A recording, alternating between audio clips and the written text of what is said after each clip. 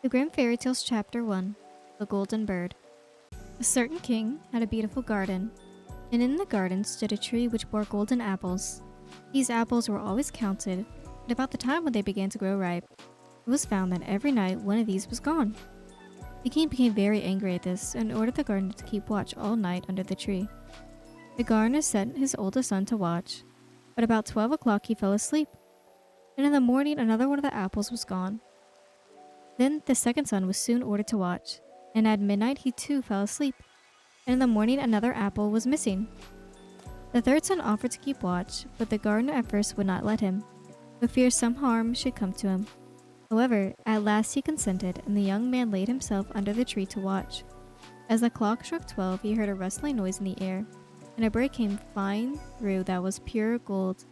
And as it was snapping at one of the apples with its beak, the gardener's son jumped up and shot an arrow at it. But the arrow did not harm the bird. It only dropped a golden feather from its tail. Then it flew away. The golden feather was brought to the king in the morning, and all the council was called together. Everyone agreed that it was worth more than all the wealth in the kingdom. But the king said, "One feather is of no use to me. I must have the whole bird."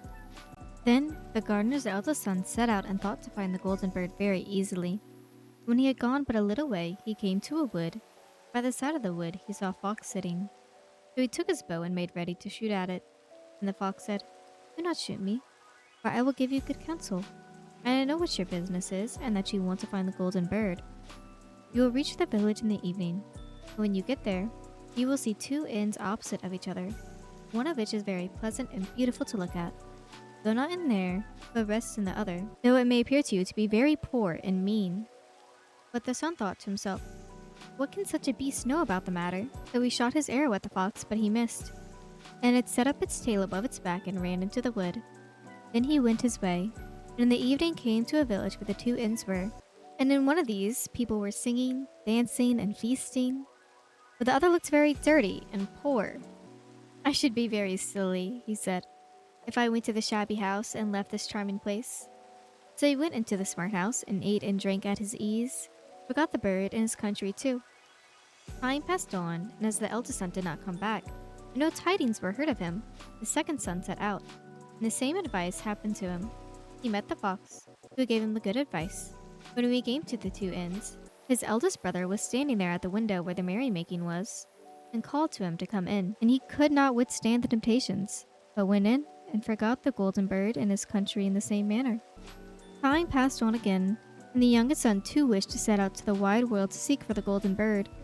But his father would not listen for a long while, for he was very fond of his son, and was afraid that some ill luck might happen to him also, and prevent him from coming back. However, at last it was agreed he should go, for he would not rest at home. And as he came to the wood, he met the fox, and heard the same good counsel. But he was thankful to the fox, and did not attempt his life as his brothers had done. So the fox said, "Sit upon my tail, and you will travel faster." So he sat down, and the fox began to run, and away they went over stock. When they came to the village, the son followed the fox's counsel, but without looking at him, went to the shabby inn and rested all night at his ease. In the morning came the fox again, and met him as he was beginning his journey, and said, "Go straight forward till you come to a castle, before which lie a whole troop of soldiers fast asleep and snoring. Take no notice of them, but go into the castle and pass on until you come into a room, where the golden bird sits in a wooden cage. Close by it stands a beautiful golden cage, but do not try and take the bird out of the shabby cage and put it in the handsome one, otherwise you will repent it." Then the fox stretched out his tail again, and the young man sat himself down, and away they went over stock and stone till their hair whistled in the wind. Before the castle gate all was as the fox had said.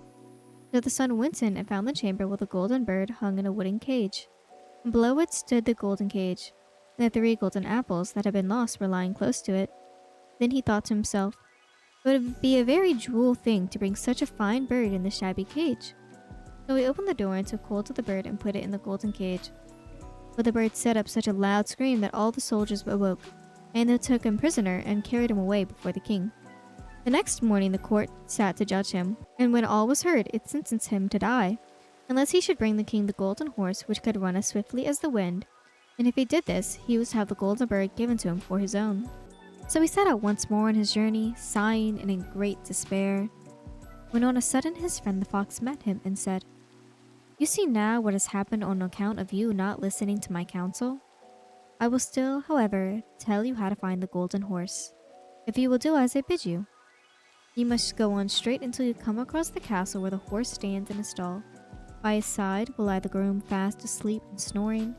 Take away the horse quietly, but be sure to put the old leather saddle upon him, and not the golden one that is close by it.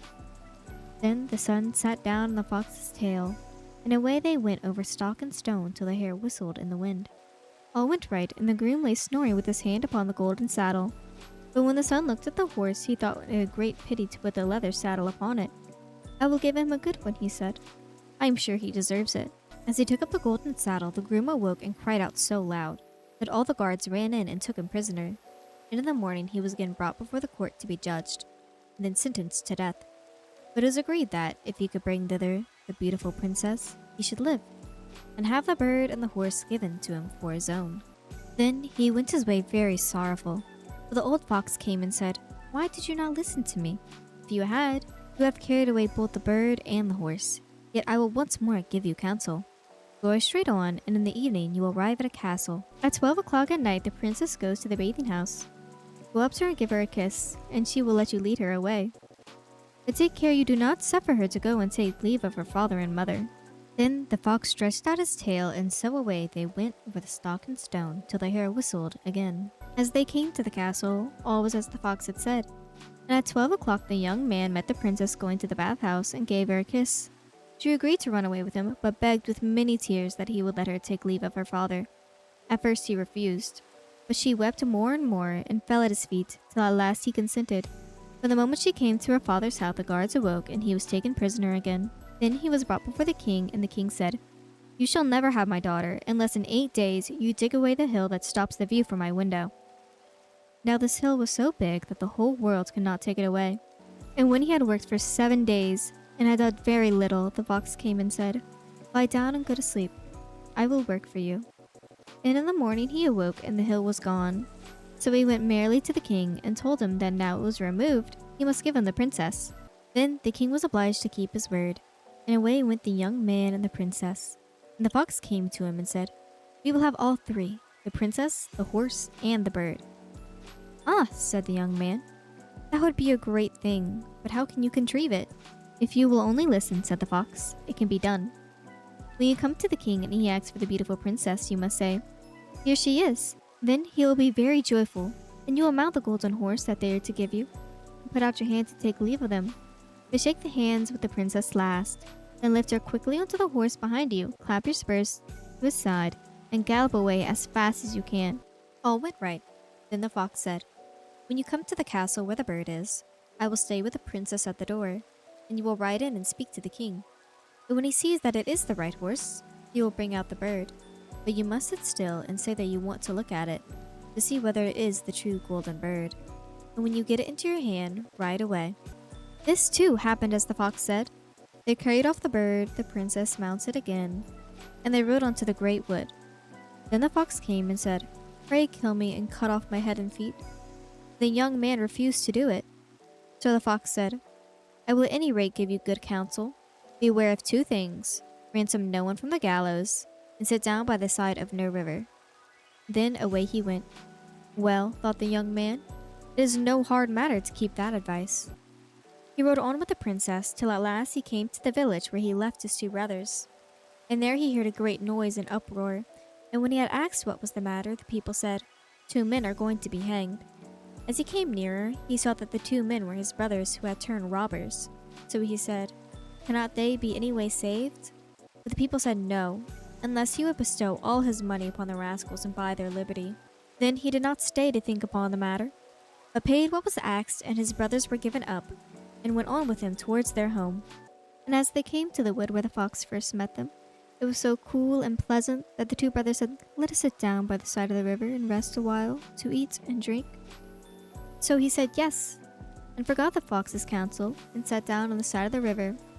And while he suspected nothing, they came behind and threw him down the bank, and took the princess, the horse, and the bird, and went home to their king. The youngest son fell to the bottom of the river's bed. Luckily, it was nearly dry, but his bones were almost broken, and the bank was so steep that he could find no way to get out. Then the old fox came once more and scolded him for not following his advice. Otherwise, no evil would have befallen him. Yet, he said, I cannot leave you here. So lay hold of my tail and hold fast. So he pulled him out of the river and said to him as he got upon the bank, Your brothers have set watch to kill you if they find you in the kingdom. So he dressed himself as a poor man and came secretly to the king's court. It was scarcely within the doors when the horse began to eat and the bird began to sing, and the princess left off weeping. Then he went to the king and told him of his brother's roguery, and they were seized and punished. And he had the princess given to him again, and after the king's death he was heir to his kingdom. A long while after, he went to walk one day in the wood, and the old fox met him and besought him with tears in his eyes to kill him and cut off his head and feet. And at last he did so. And in a moment the fox was changed into a man, and turned out to be the brother of the princess, who had been lost a great many years. Thank you for listening to the first chapter of the Grimm's Fairy Tales.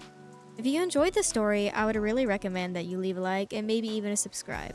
You can find me on all my platforms as silly__spirit. Thank you all again for watching this episode, and hopefully I will see you again next Thursday.